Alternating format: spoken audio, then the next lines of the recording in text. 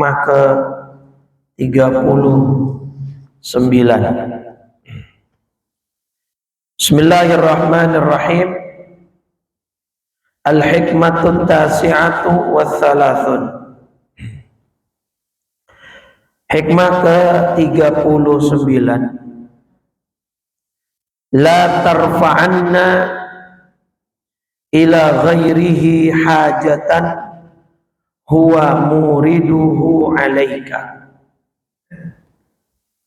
Janganlah kau mengangkat kepada selain dia hajat, masalah yang sumbernya adalah dia. Jadi janganlah kau mengadukan sebuah hajat kepada selain Allah, karena Allah lah yang merupakan sumber segala hajat yang kau adukan itu tadi. Fa kaifa yarfa'u ghairuhu ma kana huwa lahu wadi'an. Karena bagaimana mungkin ada selain dia mampu mengangkat masalahmu, memenuhi hajatmu, kalau dia, maksudnya Allah, itu tidak memperkenankan hal tersebut. Artinya tidak ada yang mungkin bisa memenuhi hajatmu, mengangkat masalahmu, kalau Allah belum perkenankan itu. Ya, nanti kita bahas ayat-ayatnya. Man la yastati'u ay yarfa'a hajatan an nafsihi fa kaifa yastati'u ay yakuna laha an ghairihi rafi'an. Karena bagaimana mungkin ada yang mampu memenuhi hajat seseorang sedangkan hajat dia sendiri dia nggak mampu penuhi. Dia masih bergantung kepada Allah. Bagaimana mungkin dia bisa memenuhi hajat orang lain kalau hajat dia sendiri saja dia masih gantungkan kepada Allah. Nah, intinya di kalimat nasihat ini Bapak Ibu, jangan nomor duakan Allah. Jadi kalau saya punya rumus Bapak Ibu, nih biar gampang diingat ya. 3T rumusnya Bapak Ibu. Apa 3T? Bukan tempe, tahu telah. 3T itu tawakal. Habis tawakal, tadbir, at-tadbir. Dan yang ketiga at-taslim. Ya. Jadi tawakal, tadbir, ya, tawakal, tadbir dan taslim. Nah. Jadi sebenarnya dari banyak dalil yang ada, rumus yang benar itu begini. Ya, dari beberapa literatur yang saya baca dan saya simpulkan. Jadi tawakal itu bukan terakhir. Justru tawakal dulu nomor 1. Jadi langsung gantungkan apapun, mau hajat, mau masalah, mau ya apapun lah ya, kebutuhan hidup. Itu gantunginnya dulu langsung ke Allah, baru tadbir. Tadbir ini apa? Mengatur strategi, artinya kalau bahasa kita ya ikhtiarnya itu. Tadbir itu mengatur ya bahasa Arab, artinya mengatur. Jadi tawakal dulu, baru kita atur. Nah sisanya kita taslim, pasrah. Taslim itu pasrah sudah.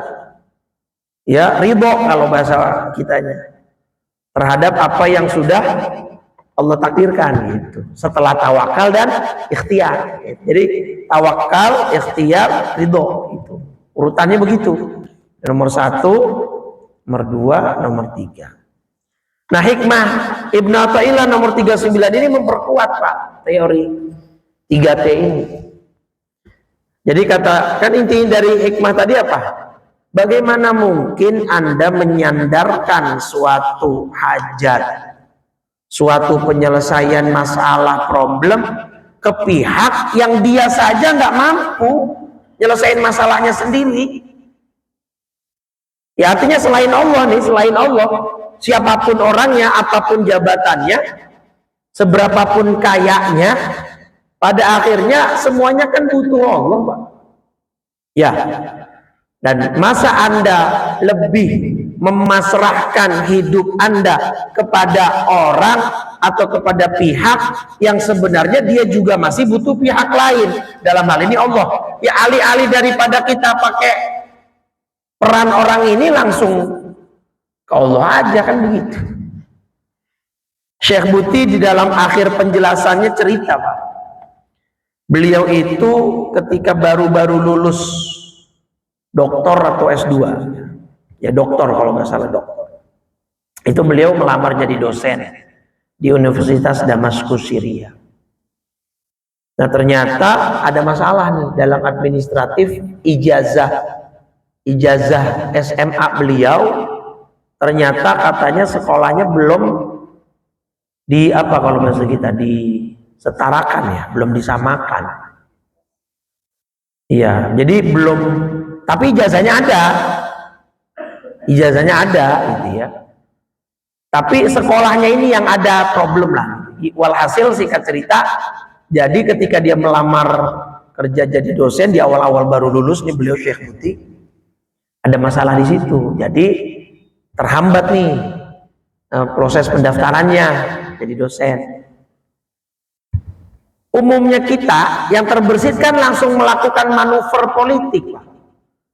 Lobby-lobby lah ke kementerian terkait misalnya gitu kan, karena kita sudah punya gelar doktor kan, atau mungkin kita punya apa istilahnya ordal gitu.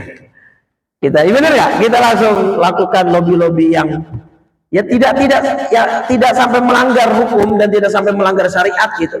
Tapi biasanya kita langsung terbersit begitu. Oh siapa ya? Oh, kayaknya orang ini bisa nih. Dia punya jabatan penting nih di dinas terkait nih. Oh dia ini bisa kayaknya dibantu saya nih. Tapi Syekh Buti di dalam buku penjelasannya langsung mengatakan itu bukan pertama yang terbersit dalam hati saya.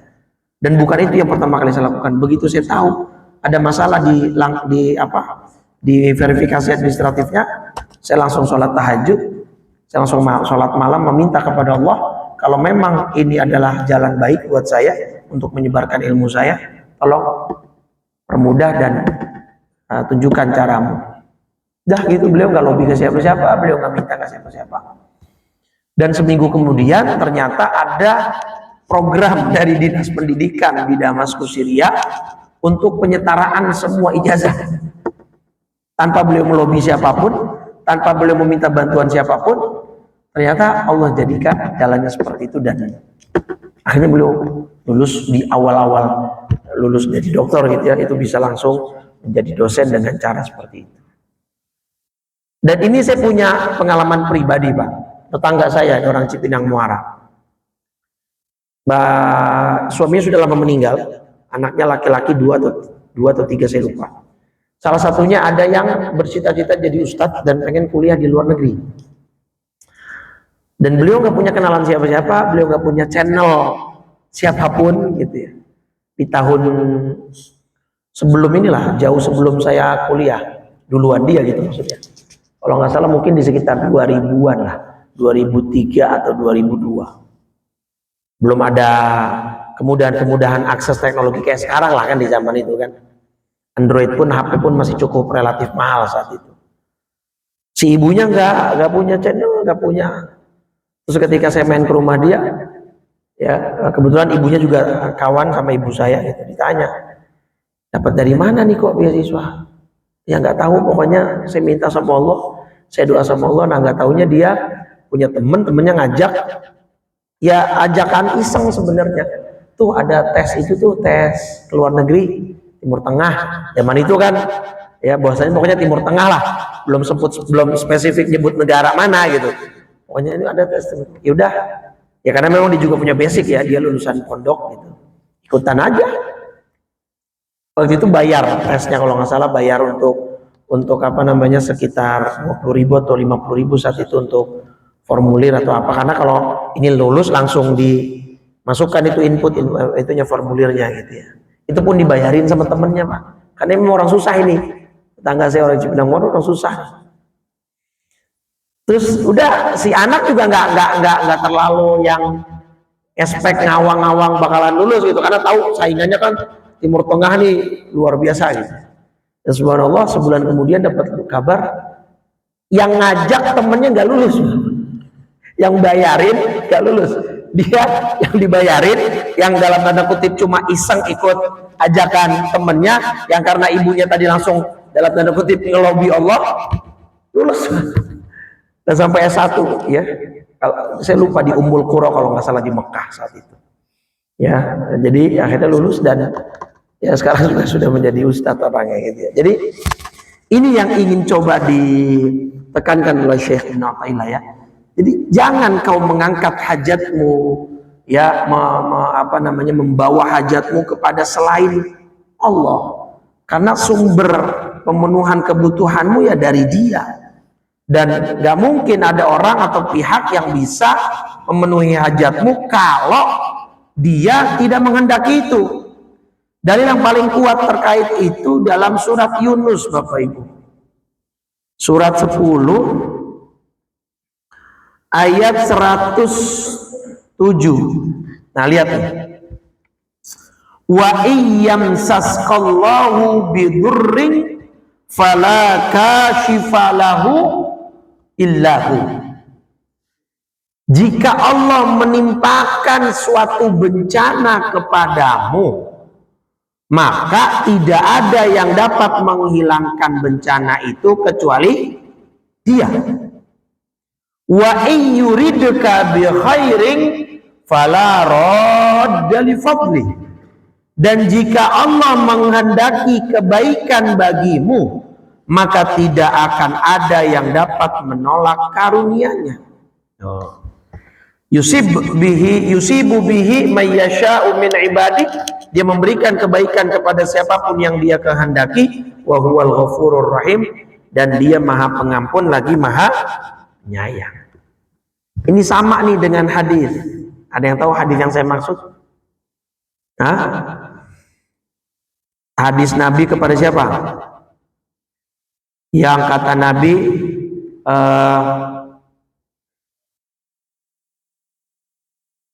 hadis, meskipun orang semuanya berkumpul untuk membahayakanmu, maka sesuatu tidak akan membahayakanmu kecuali yang sudah tertulis untukmu. Ada nggak hadis begitu? Pernah dengar? Ya, itu hadis Nabi kepada Ibnu Abbas. Saat itu Ibnu Abbas masih muda, maka Nabi manggilnya ya ghulam. Ghulam itu artinya apa? Anak muda. Ya ghulam, kata Nabi, wahai anak muda, sini. Inni u'allimuka bikalimatin. Hadis Tirmidzi nomor 2516. Ya. Jadi kata Nabi, wahai anak muda, sini, kalau bahasa kita. Saya berikan kamu satu nasihat. Saya berikan kamu satu kalimat. Saya berikan kamu satu ujangan. Ya, untuk kamu bisa pegang ini baik-baik. Apa itu? Ya, kata beliau, ihfazillaha yahfazka.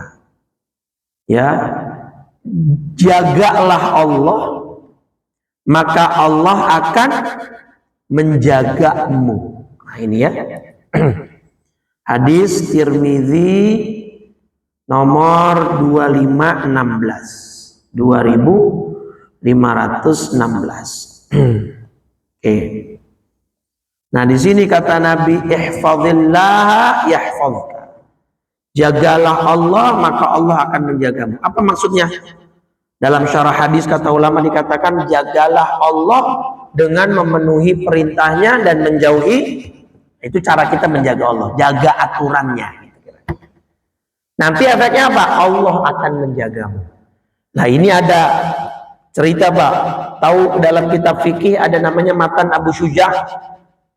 Matan Abu Syuja' disyarah, kemudian syarahnya menjadi populer tuh dari anak-anak santri, pasti belajar fikih itu pasti melewati kitab itu, namanya Fathul Qaribil Mujib.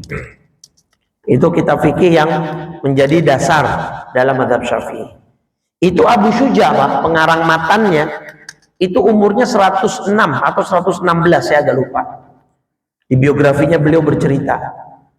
Tapi sampai akhir hidupnya, akhir hayatnya, mahtalla minni udwun qat, kata beliau. Itu pengakuan beliau sendiri dalam kitabnya, beliau menulis. Mahtalla minni udwun qat. Kata Abu Syuja', sampai akhir hayat saat-saat beliau sakit itu, tidak ada satupun anggota tubuh di dalam diri saya yang fungsinya berkurang atau bahkan hilang. Mata masih terang, kaki masih kuat. Sampai muridnya, sahabatnya bingung. Apa tipsnya ya Syekh? Anda usia sudah 100 lebih, tapi saya lihat-lihat anggota tubuh Anda nggak ada yang berkurang sama sekali fungsinya. Apa kata beliau? Hafiztuha mundhu sighari wa hafizahullahu hina kibari. Atau kama qala. Kurang lebih kalau diartikan, saya menjaga betul anggota tubuh yang Allah berikan kepada saya dari yang Allah haramkan saat saya masih kecil, maka Allah menjaganya dari kehilangan fungsi saat saya sudah besar. Itu salah satu pengakuan Syekh Abu Syuja' dalam kitabnya Matan Abu Syuja'. Nah ini yang dimaksud, ihfazillah yahfazka. Jagalah Allah, maka dia Allah akan menjagamu. Ihfazillah tajidhu tujahaka. Jagalah Allah, maka kau akan dapati dia berada di depanmu. Idza sa'alta fas'alillah. Nah ini Pak, kalau kamu meminta, mintalah kepada Allah. Wa idza sta'anta fasta'in billah. Dan jika kamu meminta pertolongan, mintalah tolong kepada Allah. Ini bukan berarti menafikan ikhtiar, awas. Bodoh. Kalau ada orang menafikan ikhtiar, tuh kata Allah, kata Nabi, kita harus minta sama Allah. Tuh, kita kalau minta tolong sama Allah. Di tengah jalan bannya bocor, nggak mau ke bengkel, nggak mau manggil montir. Ya Allah, tolong ya Allah, kembalikan ban saya seperti semula. Ini bukan tawakal, bukan pasrah, namanya bodoh. Nabi saja ketika mau hijrah, ya, menyusun strategi nggak? Ada siasat nggak bermain di situ? Keluar dari rumahnya tengah malam menjelang dini hari, disuruh digantikannya posisi beliau di kasur oleh siapa? Ali bin Abi Thalib. Ketika beliau mau keluar, beliau mencari jalan belakang sampai akhirnya beliau rela menyewa jasa guide, penunjuk jalan. Saat itu belum ada Google Map. Kalau ada Google Map mungkin Nabi pakai Google Map. Dan ini bukti Pak, seharusnya nggak usah pakai nyewa itu Abdullah bin Arkit Arkot atau Arkit itu namanya. Ya penunjuk jalannya Nabi saat hijrah itulah. Kalau Nabi pengen mah Pak, Bu, tinggal ngomong, ya Allah, utus malaikat Jibril. Bilang sama dia suruh nunjukin saya jalan. Bisa nggak Bu? Bisa banget. Tapi Nabi ngajarin tetap nyewa jasa penunjuk jalan. Nggak ujuk-ujuk minta akses VIP, suruh malaikat Jibril yang nunjukin jalan gitu ya. Nah, yang maksudnya ini apa? Jika kamu minta, mintalah kepada Allah. Jika kamu mohon pertolongan, bertolonglah. Bukan berarti menafikan ikhtiar.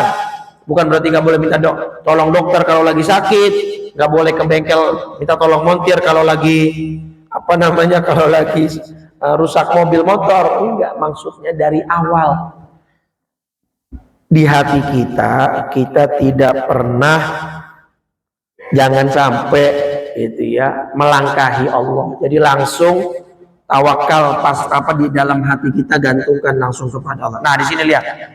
Wa'lam annal ummata, dan ketahuilah wahai Ibnu Abbas, wahai anak muda, lawijtama'at ya ala ayyan fa'uka bisyai'in, kalau seluruh manusia berkumpul bersatu untuk memberikan satu manfaat kepadamu, lam yanfa'uka bi syai'in illa qad katabahu Allahu lak. Kalau Allah tidak menentukan, maka itu tidak akan pernah terjadi. Sebaliknya, seandainya mereka bersatu, berkumpul, ya, untuk memusnahkanmu, untuk membuatmu celaka, untuk memberikan mudarat kepadamu, maka itu tidak akan pernah terjadi illa bi syai'in qad katabahu Allahu alaik, kecuali memang sesuatu itu sudah ditakdirkan terjadi untukmu. Gitu, Pak. Nah, jadi balik lagi ke kita punya tema bahwa jangan pernah kita menggantungkan apapun, mau masalah penyelesaian masalah, mau hajat, cita-cita, keinginan kepada selain Allah. Karena yang selain Allah pun masih butuh Allah. Maka daripada kita pakai repot-repot belok ke orang lain dulu, ke pihak lain dulu, maka langsung saja ya kita minta dan kita gantungkan semua itu kepada Allah. Terutama bangunlah di sepertiga malam terakhir, Bapak Ibu. Sepertiga malam terakhir ini luar biasa. Ya, ada 3 keutamaan. Ya, apa 3 keutamaan sholat malam atau bangun malam tahajud? Kata Nabi dia dalam hadis Bukhari nomor 1145 Bukhari. Yanzilu Rabbuna tabaraka wa ta'ala kulla laylatin ila sama'id dunya hina yabqa thuluthul laylil akhir. Tuhan kita Allah Subhanahu wa ta'ala akan turun di setiap malam. Kapan tepatnya? Di sepertiga malam terakhir. Nah, hadis ini juga membuat kerancuan sedikit, Pak. Ya, seolah-olah kalau di hadis ini Nabi mengatakan Allah turun. Kalau Allah turun berarti Allah ada di atas. Ini lagi-lagi pemahaman yang harus diluruskan dan keliru ya. Karena Allah ada sebelum segala sesuatu, kita sudah bahas di bulan lalu. Jadi Allah tidak butuh apapun dan apapun butuh ya kepada Allah Subhanahu wa ta'ala. Jadi yang turun itu bukan Allahnya kata ulama, tapi apa? Rahmatnya, ampunannya. Ya kita juga kan kemarin sudah saya jelasin ya, kita juga sering pakai kalimat begitu Pak. Misalnya seorang pejabat turun dari jabatannya. Apakah turun di sini dengan makna atau dengan arti tempat, Pak? Semua orang ya bakal turun juga dari kantor kalau mau pulang, Pak. Walaupun dia di lantai paling atas, kalau mau pulang ya turun semua. Turun dari jabatan kan tidak ada yang pernah mengartikan itu turun secara fisik kan. Yang turun apanya? Sesuatu yang abstrak yang tidak terlihat, yaitu kewenangan. Ya, tadinya misalkan bisa begini nggak bisa karena jabatannya turun, kewenangannya berkurang kan gitu. Sama, Allah turun itu bukan Allahnya yang turun, tapi apa? Rahmatnya, ya, ampunannya, malaikatnya dan seterusnya. Nah, 3 keutamaan di sepertiga malam terakhir. Man yad'uni fa astajibalah. Siapa yang doa kepadaku, aku kabulkan, aku ijabah. Man yas'aluni fa'utiyah. Siapa yang minta, aku berikan. Man yastaghfiruni. Siapa yang beristighfar kepadaku, fa'aghfirullah, maka aku akan ampuni dia. Ya. Jadi ini yang harus kita camkan di dalam hati kita, Bapak Ibu. Jadi semua yang ada di dalam masalah kita serahkan kepada Allah, karena memang urusan semua di tangan Allah. Seperti Allah firmankan dalam surat Al-A'raf surat 7 ya ayat 54. Di situ ada di penghujung sebelum akhir, ala lahul khalqu wal amru. Kalimat wal amru nih Bapak Ibu diperhatikan dan digarisbawahi. Apa artinya?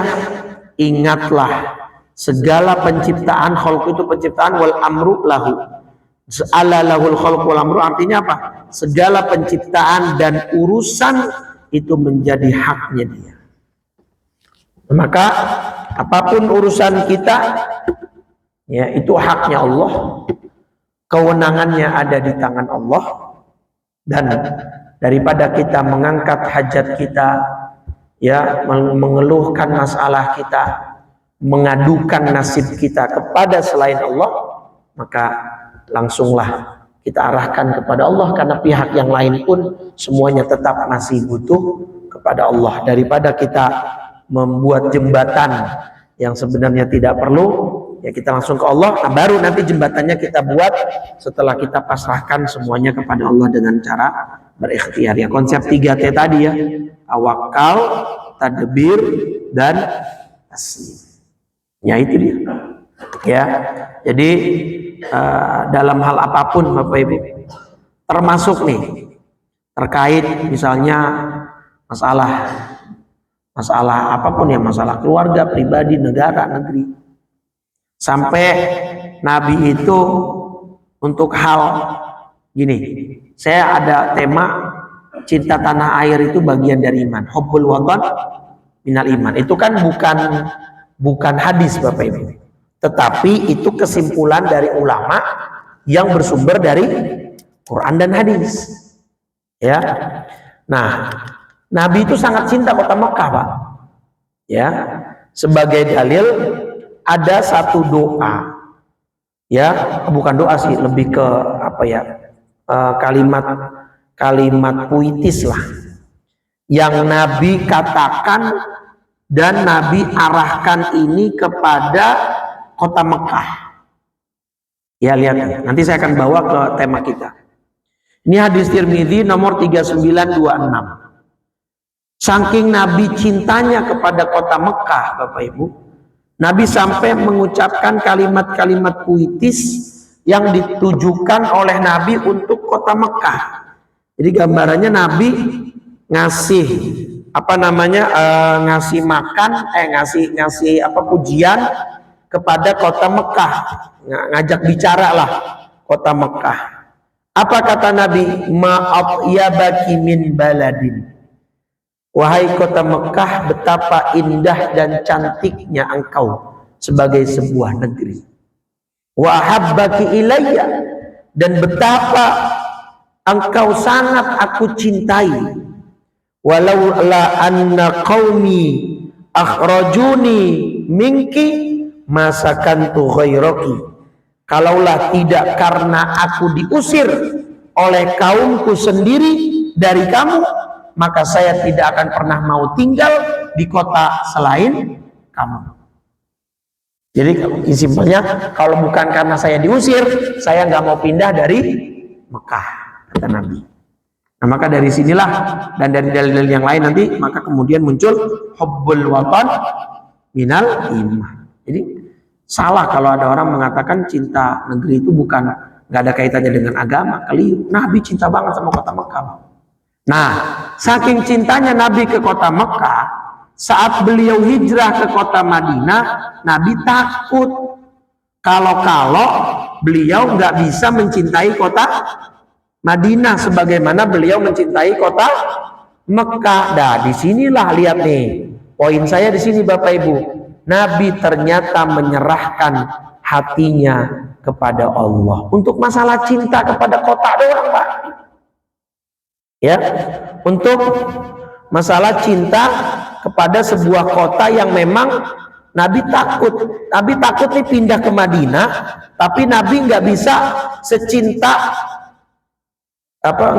cinta ke Madinah seperti cintanya Nabi kepada kota Mekah. Nah, maka Nabi berdoa, Bapak Ibu. Apa doa yang Nabi lantunkan gitu ya, untuk supaya di dalam hatinya tumbuh rasa cinta kepada kota kota Madinah. Ya doanya itu Allahumma habib ilainal madinata kama habbabta ilaina makkata au asyad. Itu doanya begitu. Ya Allah, berikanlah kepada diriku kecintaan kepada kota Madinah sebagaimana engkau memberikan kepada hatiku kecintaan kepada kota Mekah, atau bahkan berikanlah aku kecintaan yang lebih hebat ke kota Madinah ya ketimbang kecintaanku kepada kota Mekah. Nih hadis Bukhari nomor 6372. Jadi untuk urusan hati aja, urusan hati nih, cinta ke kota, Nabi langsung masrahinnya ke siapa? Ke Allah.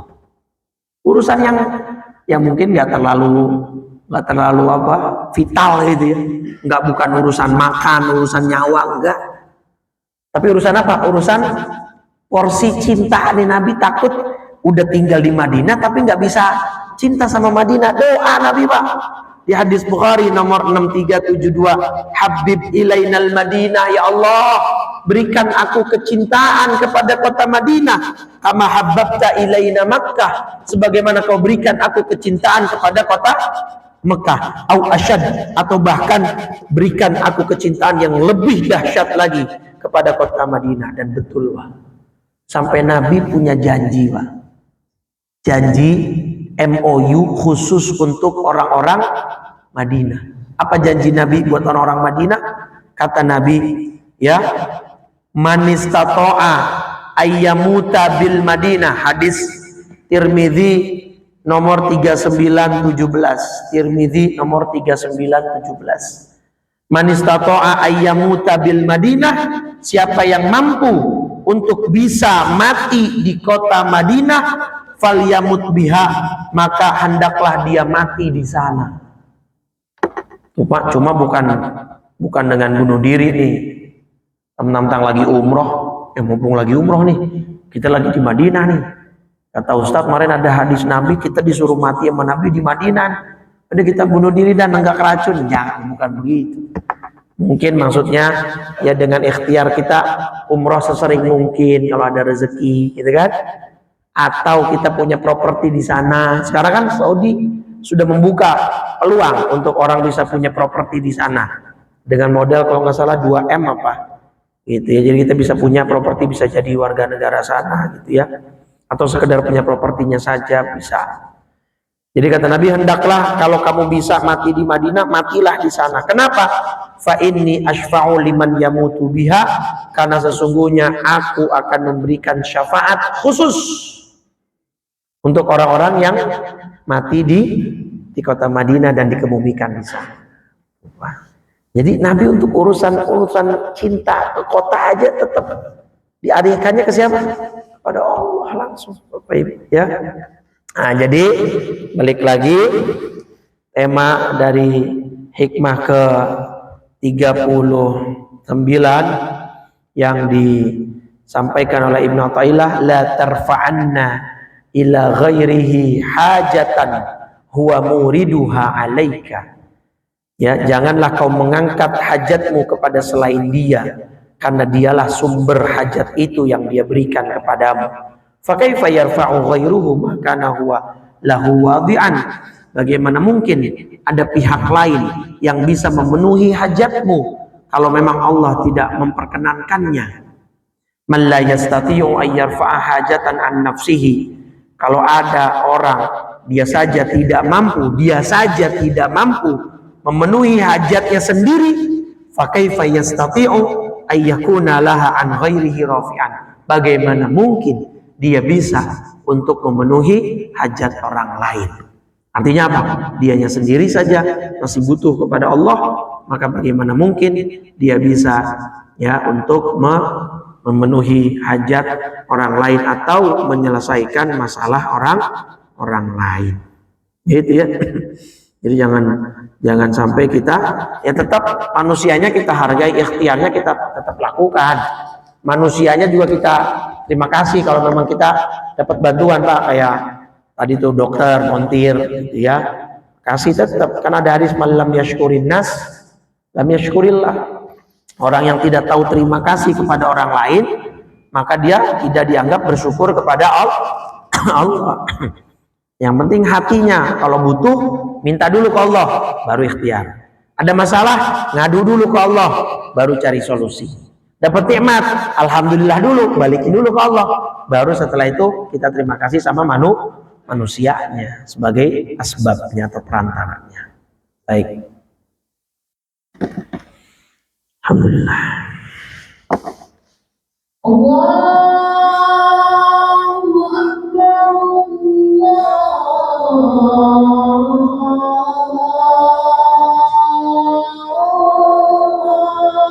Akbar, Allahu Akbar.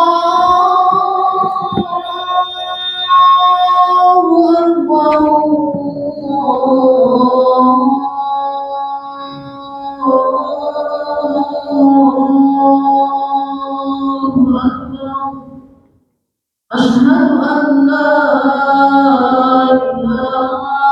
ilaha illallah.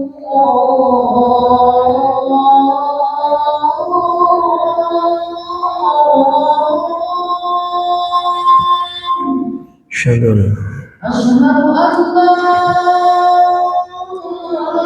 ilaha illallah.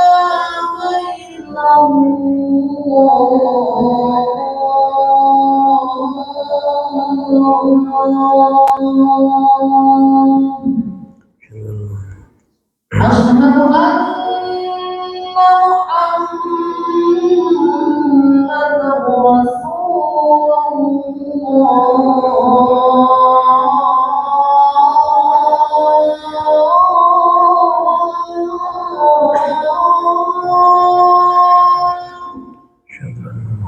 Asyhadu anna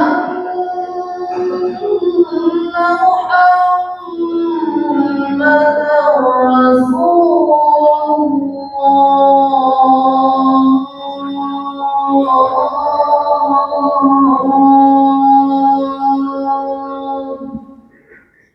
Hayya 'alas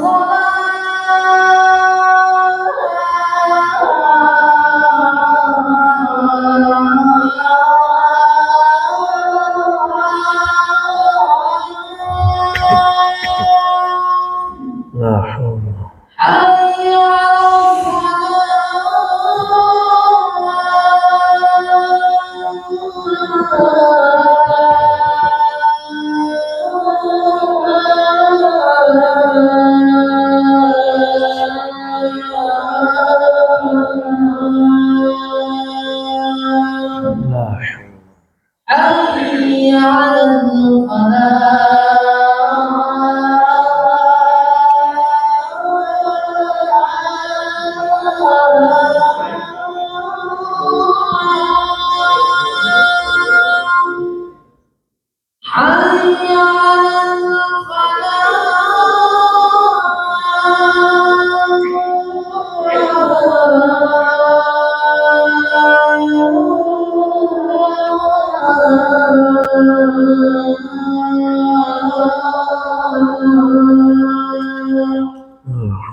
Allahu Akbar, Allahu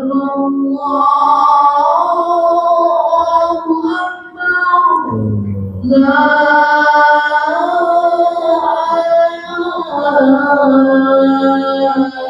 illallah.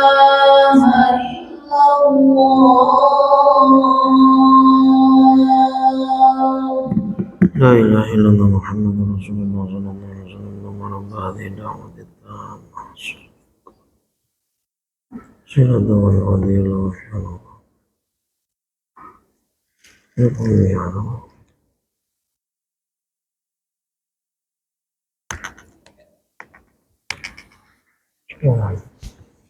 Baik, silakan Bapak Ibu jika ada yang ingin disampaikan ditanyakan.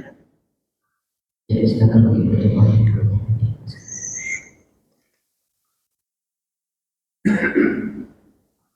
Bismillahirrahmanirrahim. Assalamualaikum warahmatullahi wabarakatuh. Waalaikumsalam warahmatullahi wabarakatuh.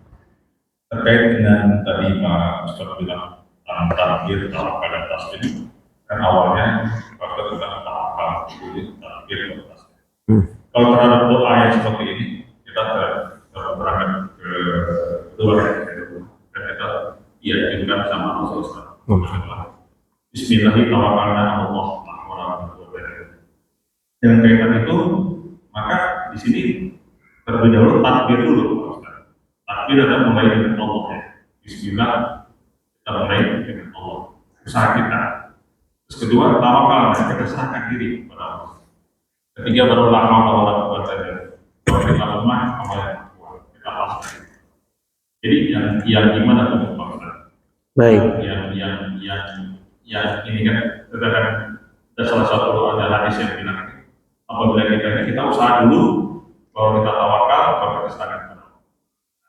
Baik. Jadi kan apa namanya tadi agak terbalik ya. Baik. Dibandingkan dengan doa. Terima kasih. Baik, Assalamualaikum. Gini, justru hadis tentang doa keluar rumah, gitu ya, itu kan ada di hadisnya di sini tentang doa keluar rumah. Nah ini kan, ini hadis di riwayat Tirmidzi dan Abu Daud, ya. Idza kharaja min baitihi bismillahi tawakkaltu 'ala Allah. La haula wala quwata illa billah. Jadi yang justru kan gini, ini doa dibacakan before, sebelum kita berangkat, ya. Nah, jadi justru hadis tentang doa keluar rumah ini memperkuat yang tadi konsep oleh para ulama dibuat itu bukan saya yang membuat ya, ulama yang membuat tadbir tawakal, tadbir dan taslim. Nah, justru ini memperkuat itu sebenarnya karena dia belum beranjak nih dari rumahnya. Kan doa ini kan bagusnya dibacanya di rumah saat mau keluar, sudah ready tapi belum bergerak gitu ya, belum moving. Nah, itu kan bagusnya di situ. Nah, berarti dia di sini tawakal dulu, bismillah dengan nama Allah. Berarti dia menggantungkan apa yang terjadi nanti di luar rumah dengan Allah dulu. Baru nanti ikhtiarnya, tadbirnya, kalau nyetir ngantuk istirahat, itu tadbir tuh. Atau ngetir ditemani cemilan kopi supaya tidak ngantuk. Atau ada teman duduk yang ngajak ngobrol, itu tadbirnya, ikhtiarnya di situ. Ya, tetapi diawali dengan ini bismillah dengan menyebut nama Allah. Jadi maksudnya di sini tawakal itu, nah saya langsung dengan kaitan yang keduanya, bukan berarti maksudnya ini melangkahi tadbir atau ikhtiar ya. Nah, saya bilang ini bukan menafikan atau melangkahi, tetapi hatinya, Pak, mengaitkan hatinya. Jadi tidak bertentangan dengan juga misalkan ada hadis-hadis lain yang mengatakan ikhtiar dulu baru berusaha. Nah, itu kalau dari tataran teknis. Tapi dari tataran kolbu nggak bisa. Kolbunya harus ke Allah dulu. Baru nanti tataran teknisnya ikhtiarnya itu. Nah, gitu. Nah, orang kasat mata melihat secara zahir ya ikhtiar dulu. Nah, makanya kemarin sudah saya sampaikan dua perang ya, perang Badar jumlahnya sedikit tapi menang, perang Hunain jumlahnya banyak tapi kalah. Itu apa yang terjadi? Ikhtiarnya ini banyak kok. Nah, ya irtibatul qalbinya, ta'alluqul qalbi dari awalnya itu enggak ke Allah pas perang Hunain, tapi ke pasukan yang banyak. Mereka hatinya langsung mengkaitkan, wah ini mah banyak, insya Allah mah pasti. Ikhtiar nggak tetap ikhtiar, perangnya tetap ikhtiar gitu. Nah, jadi yang dimaksud dari kaidah ini adalah ta'alluqul qalbinya. Jadi sedari awal hati kita nggak boleh berpaling dari Allah, itu maksudnya.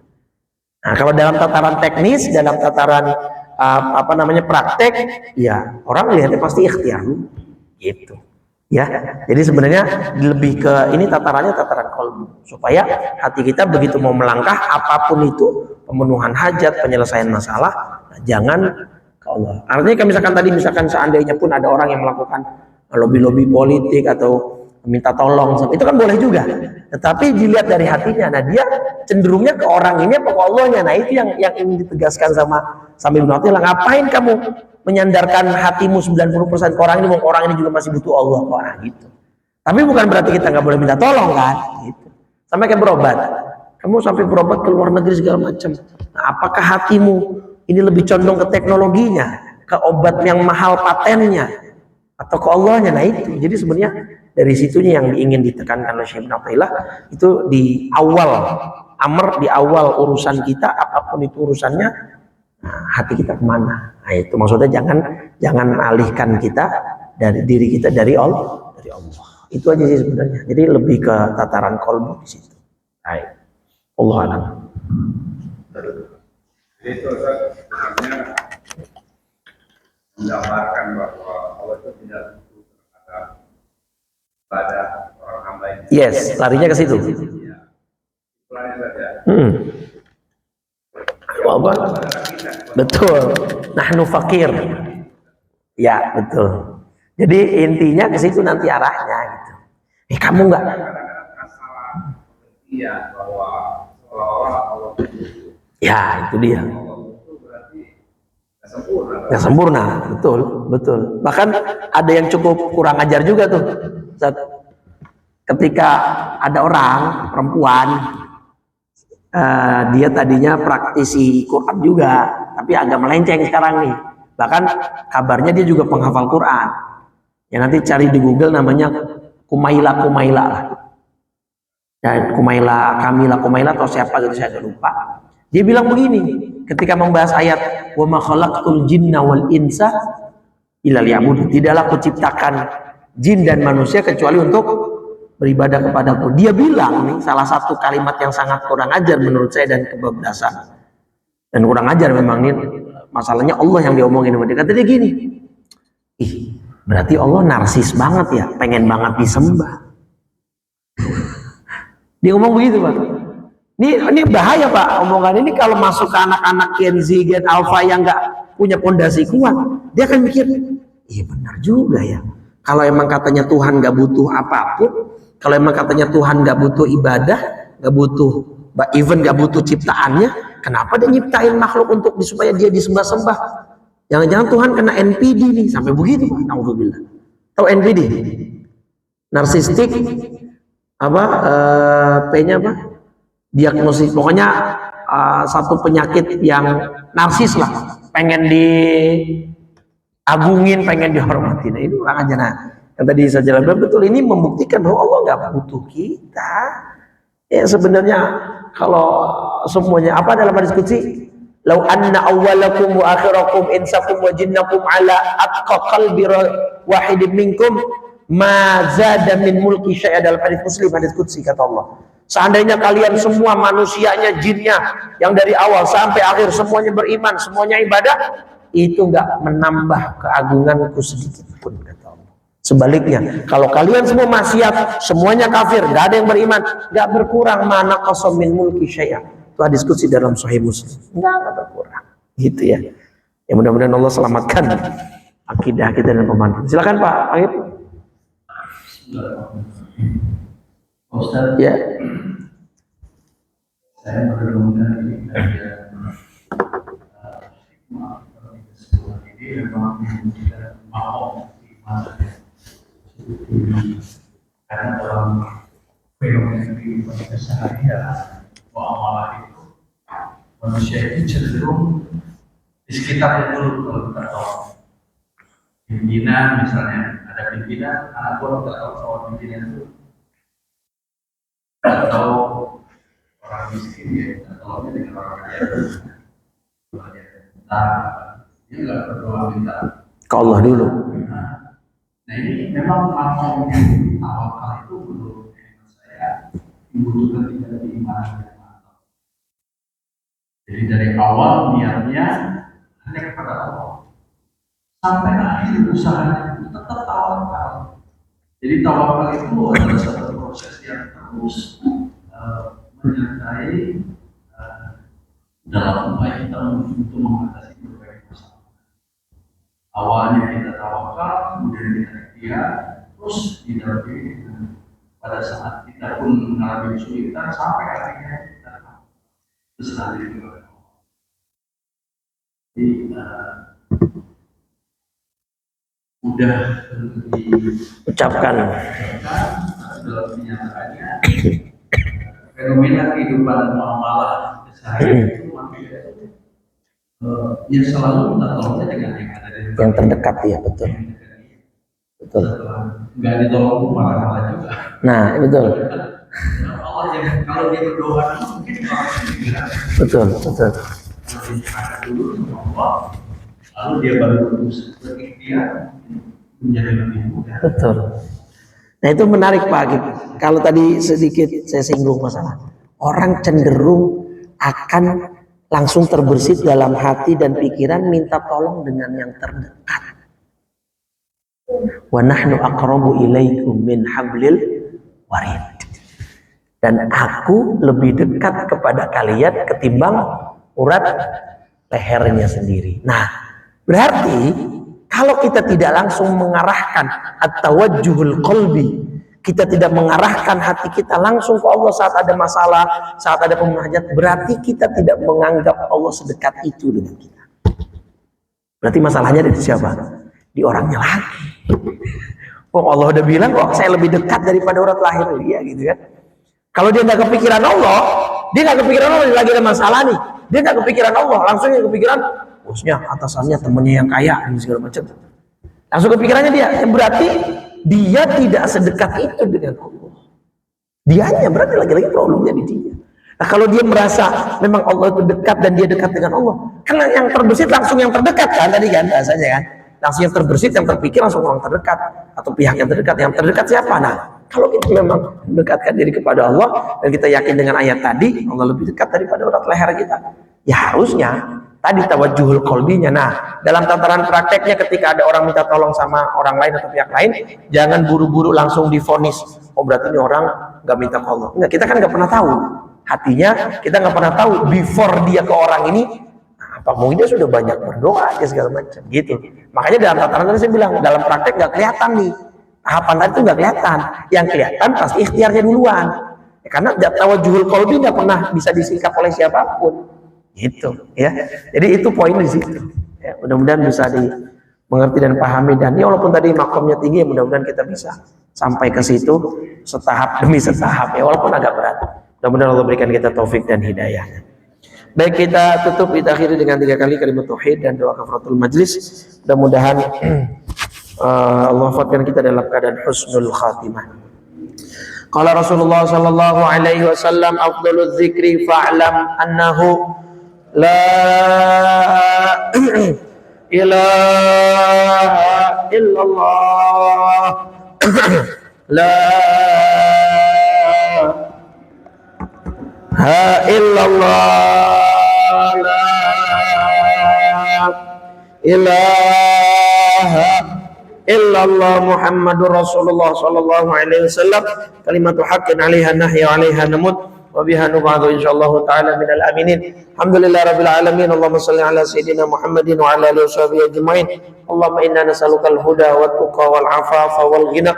Allahumma ati nufusana taqwaha wa zakkiha wa anta khairu man zakkaha anta waliyuha wa maulaha bi rahmatika ya arhamar rahimin. Rabbana la tuzigh qulubana ba'da idh hadaitana wa hab lana min ladunka rahmah innaka antal wahhab. Rabbana zalamna anfusana wa illam taghfir lana wa tarhamna lanakunanna minal khasirin. Rabbana atina fid dunya hasanah fil akhirati hasanah wa qina adzaban nar. Sallallahu ala sayidina Muhammadin wa ala alihi washabihi wasallam walhamdulillahi rabbil alamin. Subhanakallahumma wa bihamdika asyhadu an la ilaha illa anta astaghfiruka wa atubu ilaik.